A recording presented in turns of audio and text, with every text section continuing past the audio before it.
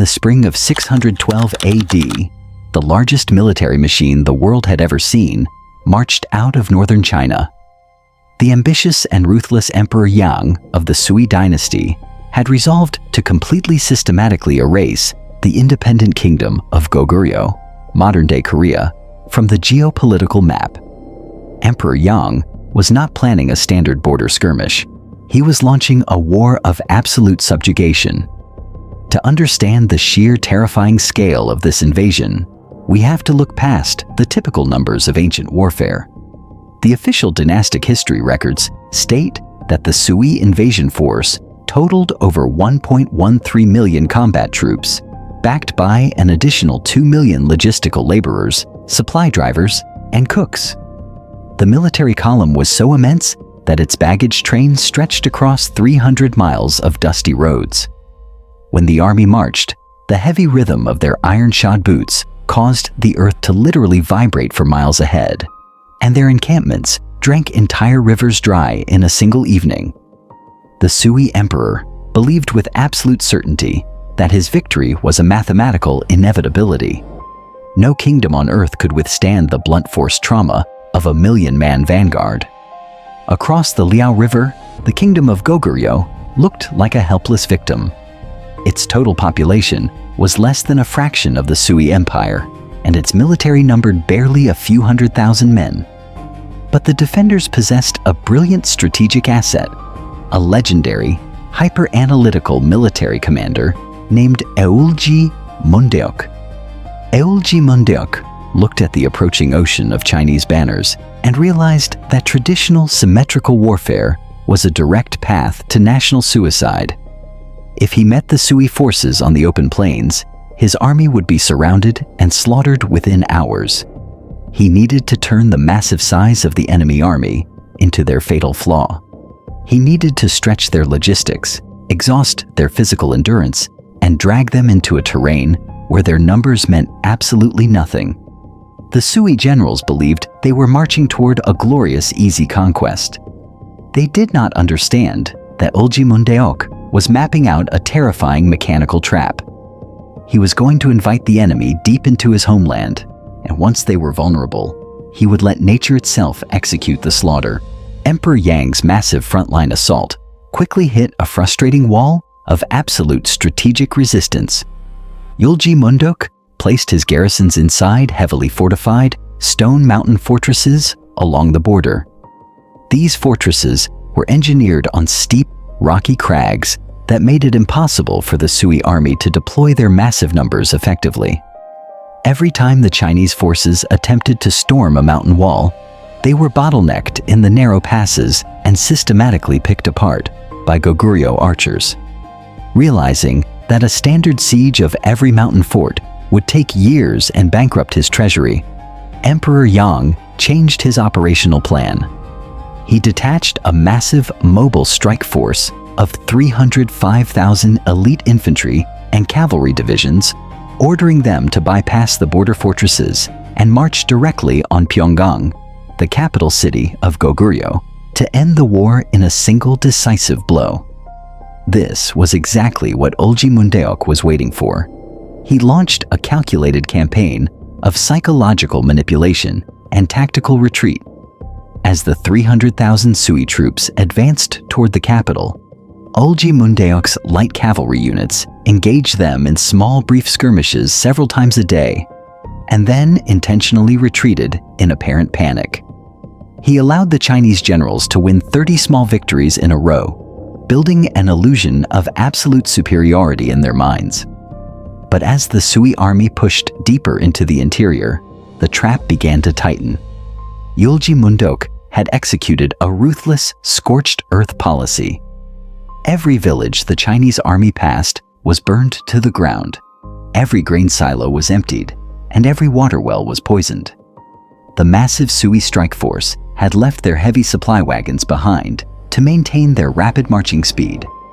Each Chinese soldier was forced to carry his own armor, weapons, tents, and 100 days of grain on his back. Exhausted by the brutal summer heat and the non-stop marching, the soldiers began to secretly dump their heavy grain bags into the mud along the road to lighten their loads? Within weeks, the elite 300,000-man army was completely starving, reduced to eating their own horses while marching through a silent, dead, and hostile landscape. By the time the Chinese army reached the outer defensive perimeter of Pyongyang, they were a ghost force. The soldiers were emaciated, their boots were torn to shreds, and their operational morale was completely broken. Eulji Mundeok looked down from the high, massive stone walls of the capital and realized the enemy had reached their absolute psychological breaking point. To trigger the final phase of his trap, Eulji Mundeok sent a diplomatic envoy to the Chinese camp, carrying a mocking poem written directly to the enemy general. The poem praised the general's brilliant victories, but noted that his army was now completely surrounded and starving. Eulji Mundeok offered a cynical deal. If the Chinese army turned around and marched back to China immediately, he would convince the Goguryeo king to formally surrender later. The Chinese generals looked at their starving, dying troops and realized they had no operational capacity to siege a massive capital city. They accepted the terms, turned their massive column around, and began a rapid, desperate retreat back toward the Chinese border. In late July of 612 AD, the retreating Chinese army reached the banks of the Salsu River, known today as the Chongchon River. The river was normally a wide, deep, and raging torrent of mountain water that required complex boat bridge logistics to cross. But as the Chinese scouts approached the banks, they were stunned to find that the river was abnormally shallow. The water level had dropped to barely waist deep, exposing large sandbars and creating a seemingly effortless path to safety. The Chinese generals believed that the gods had blessed their retreat. They ordered their 300,000 starving men to break formation and wade directly into the shallow, rocky waters of the Salsu River to cross to the opposite shore as quickly as possible. The riverbed became tightly packed with an absolute ocean of armor, horses, and banners. The shallow water was not a blessing from the gods. It was the absolute centerpiece of Eulji Mundeok's asymmetric trap. Weeks earlier, higher up the mountain valley at the headwaters of the Salsu, the Goguryeo commander had deployed thousands of engineers to construct a massive temporary stone and timber dam.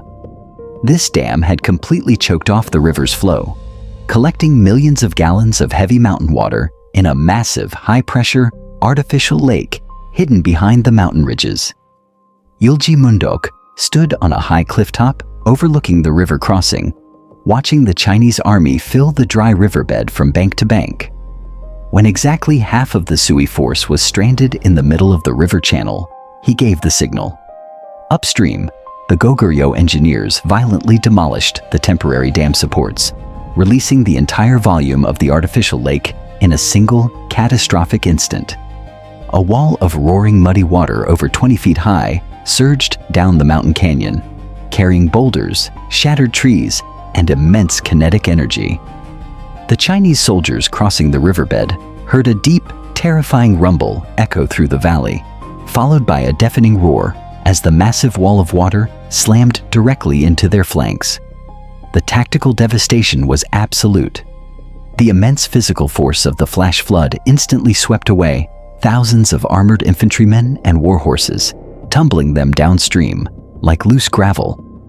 The heavy iron scale armor that protected the Sui soldiers became their anchor, dragging them straight down into the raging currents and drowning them within seconds. The riverbed turned into a chaotic, churning vortex of death, breaking the military cohesion of the army in a matter of minutes. As the surviving Chinese troops scrambled in panic toward both banks, Eulji Mundeok's hidden elite cavalry divisions charged out from the forests along the shores. They slammed into the wet, disorganized, and weaponless survivors, cutting them down without mercy as they crawled out of the mud. The retreat instantly transformed into a total, historic massacre. The Battle of Salsu River stands as one of the most mathematically devastating military operations in the entire history of warfare. Out of the 305,000 elite Chinese strike troops who had crossed the border, only a shocking 2,700 survivors managed to crawl back into China alive. over 300,000 men had been systematically deleted from the imperial ledger in less than a single afternoon.